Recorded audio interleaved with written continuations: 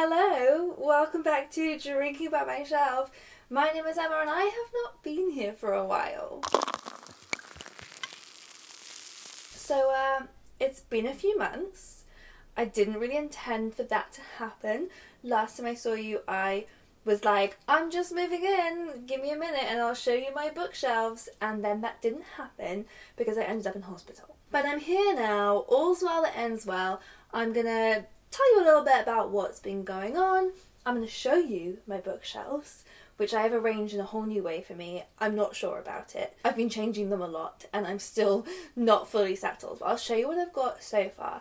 But also, I'm just going to say right now, I do think this is going to be my last video. So it has been a couple of months, 3 months I think, since I last did a video, and I have really enjoyed it. I love doing these videos. I made videos for 5 years, 6 years, I think, in the end is how long I had this channel running. And 7 years. I think it was 7 years. I loved it. It is genuinely how I have made some really amazing friends. It's how I've learnt about so many really good books from all of your recommendations.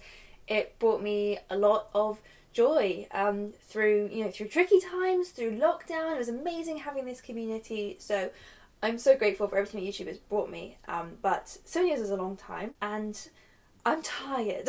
I also found as my life changed a lot, I found it harder keeping on sharing so much of my personal life, and so many of you are so supportive and genuinely, thank you so much to the majority of you for being amazing while I went through some really difficult things. But of course there are some people out there less good, and I found going through such a major life change, like a complete upheaval of my life, while getting comments from people who don't know me, making assumptions about the situation and making really unpleasant comments about the situation, making homophobic comments and biphobic comments, all of that was a lot. It was too much, and I think I got to a point where actually I no longer want to share so much of myself online. I really, really enjoyed letting all of you into my life for all of those years. I feel like you really got to know me and got to know my relationship and got to know my dog and got to know my sister and my family and all of that, which was, I really enjoyed sharing that. But actually at this stage of my life, it's mine now. I don't want to share it anymore. So I hope that makes sense. Having said that, I'm going to massively overshare for the next few minutes of this video. So, what happened? Why did I suddenly vanish off the face of the earth for a few months? I think I've mentioned on this channel before that I have been an egg donor in the past. So, at the end of 2021, I did an egg donation for the London Egg Bank, which basically is where you go through. The process is kind of like the first half of IVF. Essentially, you have to take a lot of hormone injections. It's not a pleasant experience, but when I did it at the end of 2021, it went very smoothly. So it's quite grueling having to give yourself so many injections. I'm very scared of needles, but that's kind of what it was. So I did it in 2021. It went smoothly. They took a lot of eggs, so that was good. And they're always, keen for people to repeat that process. And so because it had gone so smoothly, I thought, what could possibly go wrong? I'll just do it again. So in March of this year, on the 1st of March, that's what I did. So in the few weeks leading up to that, I'd been doing all of these injections again. It's not fun. I was like a pin cushion. I had like bruises all over my stomach from giving myself these horrible injections. But somehow I didn't notice quite how differently things were going this time. So I had a very, very strong reaction to the injections last time as well. I'd been producing a lot of eggs, but this time round it was a lot of eggs, a lot more than average, a lot more than I'd done last time, and it turns out a lot more than is safe. I don't want to give misinformation here, and I don't fully understand everything about this process, so I don't want to get anything wrong, but there is a limit of how many fully grown eggs/follicles you want to have in your ovaries before you're at risk of, there's a thing called OHSS, ovarian hyperstimulation syndrome. It's very, very common. In fact, I think 1 in 3 people going through IVF get it. It is not necessarily a serious condition at all. And I think I got it last time round because I was in quite a lot of pain after the procedure for a few days. I was just very, very bloated. I looked quite pregnant, and I was, I couldn't really stand up. I was very tired, and looking back on it, that was probably OHSS. Like I said, it's very common. It's not a big deal. It's essentially you get fluid where it shouldn't be, and that's what causes you to bloat. Anyway, this time round, in the build-up to the procedure, I just didn't really notice or didn't really pay attention to the fact that I was getting that, but much more extreme. So I had bloated in quite a severe way. I was finding it pretty hard to walk around. I was kind of waddling around. I was very, very uncomfortable, but I just didn't really question it. And I went through the procedure. I went under anaesthetic. I came out. Everything seemed like it had gone fine. And I went home feeling just like a little bit bruised and uncomfortable. And then 24 hours after that, I realised that something was very, very wrong with me, because I could not stop being sick, and I could not stand up without fainting, and I looked 9 months pregnant. To cut a very long story short, it turned out that I had got OHSS, but I had developed the severe form of OHSS, where you get fluid into your abdomen, and the more that you have in there, the more of a problem it is, basically, because there's no cure for OHSS. It just sorts itself out over time. The fluid will work its way out of your body eventually, and you will go back to normal. It's just that you have to stay alive while you're waiting for that to happen. And what happens with the severe form of OHSS, which is what happened to me, is that the fluid builds so much that it reaches your lungs, and that's when you have a problem. I won't go into graphic details. I am a very squeamish person, so I would not want to hear all about this. I won't put you through it. But suffice to say, I ended up in hospital having some very extremely painful things done to me to remove the fluid. I was in there for 5 nights, and it was pretty miserable.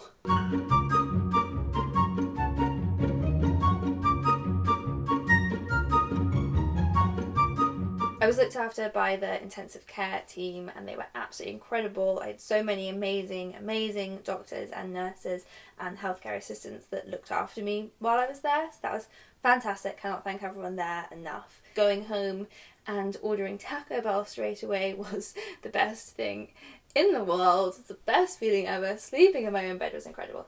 But I was signed off work for basically a month after that, so I had a long time of recovery, a long time of not really being very mobile, very, very low energy, and it was all a bit exhausting, so I didn't make any videos. I didn't even really read any books during that time. I couldn't really do anything other than stare at the ceiling. It turns out it's quite hard to read when you're not getting enough oxygen to your brain. So there you go, that's where I vanished to. And I have now been back at work for more than a month now. I've been feeling completely back to normal.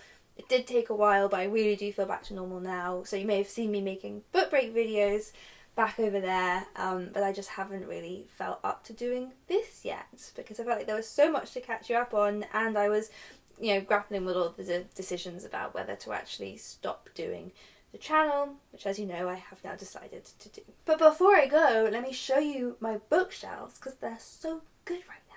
I think. I'm not sure. I'm probably going to change them again. So this is my reading room.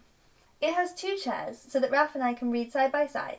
And that globe in the middle there has drinks inside it, so it's a drinking by my shelf room. This half of the room has Raph's books in it, and this half of the room has my books. Although Raph has a library that rivals mine, and this is just one room that has her book collection in it. It spills out into 2.5 other rooms. When it came to arranging this bookshelf, I did something that I have not done before for a long time. Actually, if you've been watching this channel forever, you may know I did used to organise by genre, and then I stopped, and I've been purely religiously alphabetical by author's name ever since. But since I moved here, I decided to shake things up again and try a little bit of some genre-specific shelves, which really stressed me out, because some books belong in multiple genres and multiple shelves, and I didn't know which one to put them in. And I just when I have nothing else to do, I come in here and I move books around. But this shelf right here, I'm pretty pleased with, because this shelf is my time travel shelf. Time travel is my favourite subgenre of book. It's also the subgenre I'm pickiest about. I have some videos I can link to below about time travel if you want to learn more about my thoughts on time travel. But here you go, this is my relatively small collection of time travel books that have passed my test, passed my standards for being a good enough time travel book to remain on my shelf. In case you haven't been here before, any book that is 3 stars or below I do not keep. I give it to a friend, I give it to charity, I get them out of my house. This collection is 4 stars and above only. So these are some really good time travel books. Next, these 2 shelves together, all the way here, these are weird books. Weird books with an element of the supernatural. Books like Briefly a Delicious Life, which is narrated by a teenage lesbian ghost. That would be on this shelf. Books like Open Throat, this is a proof, but it's narrated by a mountain lion. That goes on this shelf. We're just going to call it weird books. You know I love a thriller, so I have not 1, not 2, but 3 shelves dedicated to thrillers. And in fact I have more, because these 3 are just like straight thrillers. If you go down 1, you have the court case drama. That's in this bit. This little bit here, I don't have too many of them, but this is cozy crime. It's mostly just Janice Hallett and Agatha Christie. This shelf here is horror. I have more horror than you would think from a person like me.